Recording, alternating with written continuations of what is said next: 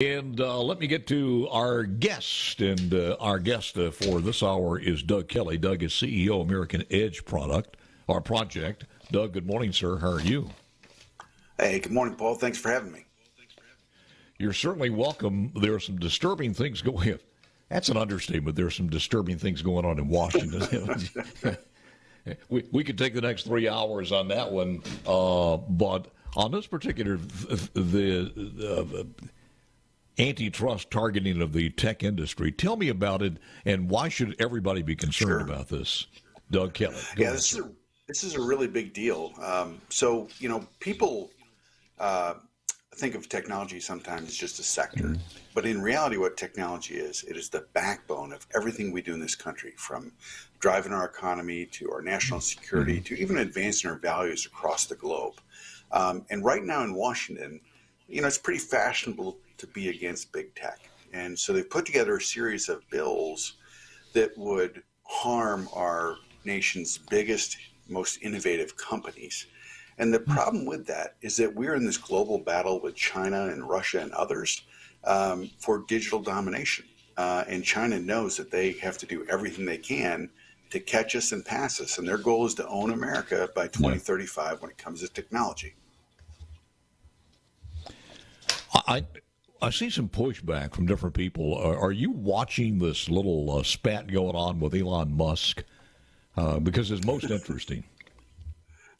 Well, he's an interesting character overall, I'll say that.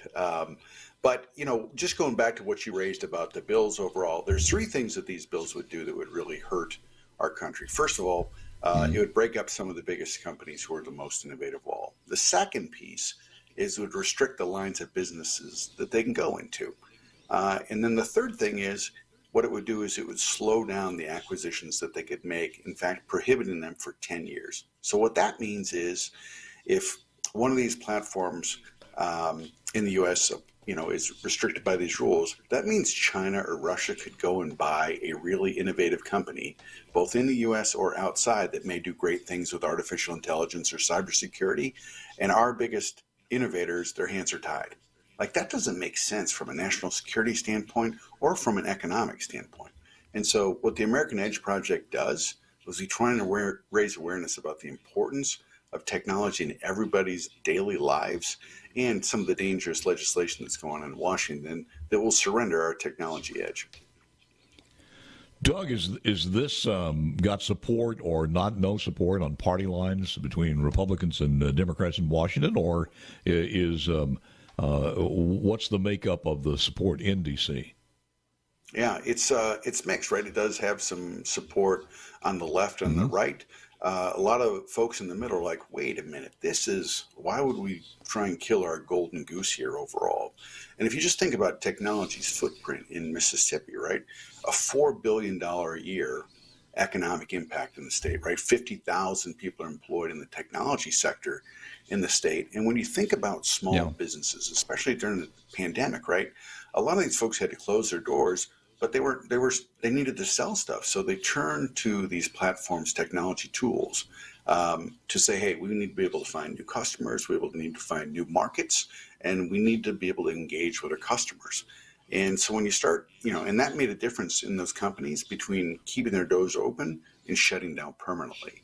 And so our concern is like, look, if you start to rip apart our biggest, most innovative tech companies, that hands the edge to China. And we have fundamentally different values in China when it comes to not just ideologically, but militarily and economically as well.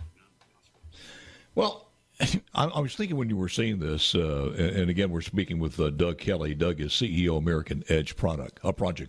Doug, I was thinking about the growing up through the splitting the baby bells from AT&T, and then you look at where we are now. Did that fall apart? We had South Central Bell. We had all of these different bells, and then I don't know if we were better served one way or the other on that one. But Elizabeth Warren is one of the people out there, and she's after And also Joy Reid. But here's what Warren said about Musk, the world's richest freeloader, evidently has a very thin skin. But you know the part that makes me angry about this.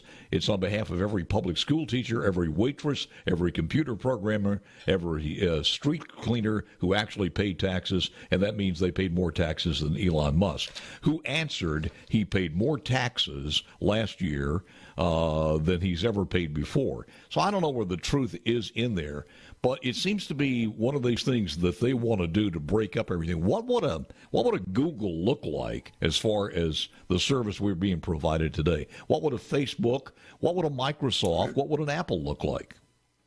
Right. Would we be served any better? Yeah, so you think about Google and Facebook, right? They give billions of dollars of services away for free or very low cost. And so those are things that people really value, that helps them connect with others, it helps small businesses find new customers, it really reduces cost. And they're the single most effective advertising platforms that have ever built. But let's just take a look at somebody like Microsoft or Amazon, right? They have multiple different lines of business. And some of these bills would say, hey, you know what? You can't have so many lines of business. Yeah. You got to pick one. Well, what's Amazon going to do? Are they going to say, okay, we're going to abandon our Amazon Web Services, which is really helpful to the Department of Defense and our intelligence agencies? Are they going to abandon their marketplace that they built? Like, that doesn't make sense. We're in an era of platform economies where they've built these really powerful tools and different businesses plug into them and they gain all these economies of scales across the platform. So it's a different era than the Bell time. But there's plenty of competition out there. And at the end of the day, the question, I think, for lawmakers is, what do we want our antitrust standard to be? Do we want it to be to protect consumers, or do we want it to be able to protect competitors? And our country's always sided with protecting consumers and making sure they have the best products at the lowest cost. And that's not being hurt by the current system at all. So at the end of the day, the consumer welfare standard needs to stay pure. Doug, it is kind of a catch-22 because if you just use the analogy, when you build a better mousetrap, they will come, they will buy it, and that's what these people did. They didn't get to that size and that success story and that level of investments or richness as far as these people are concerned by putting a bad product out there. People made them what they are and as big as they are because they bought their product. So, I mean, that's right. You know, I'm old enough at the start of the technology era, right? So I remember when Microsoft was dominant in search, right? It's like nobody can ever beat them. Well, Google came along and made a better product. And so on the social media side, on the mobile side, like there's tons of competitors who are really fighting this out. And some of those competitors are in China. And look, our companies don't always get it right, but they're responsive to people's concerns and lawmakers' concerns. But Chinese companies are not going to do that. They don't care. And China has a very specific plan to not only invest in their own capabilities to be number one in technology, but also to steal our technology. And every year they steal about $500 billion of our technology through hacking. Let me just say this, too. Contrary to the last, or different than the last administration, you start looking at some of the deals and some of the things that have been cut with Russia as far as energy is concerned and some of the legislation with China. You have a guy who stands up and talks tough, but behind the scenes, it seems to me that he's doing everything possible to ingratiate these people as far as their economy is concerned, and it's not good. Yeah, I would say that I think both President Trump and President Biden have done a pretty good job in China, from trying to starve them from getting critical core components that can help them make advancements in supercomputers, to making sure that, hey, what are we doing to invest in our own capabilities here? So, you know, this semiconductor shortage that's causing everybody a headache, you know, more than 75% of microchips are made in the Asia area, with most of them being made in Taiwan. And so now bipartisan support on the Hill is saying, hey, let's give about $50 billion in incentives so that we build more microchips here so we don't have these supply chain problems. Okay, so physically you're making we could do that. We could do that. We could build those in this country if we wanted to. Yes, absolutely. We've got the workforce. We've got this space. And they're looking for a lot of locations in the South to do it. So, you know, that's a lot of jobs that are really good paying. There you go. If people want more information on this, Doug, where should they go on the internet or the web? Yeah, they can go to our website at AmericanEdgeProject.org.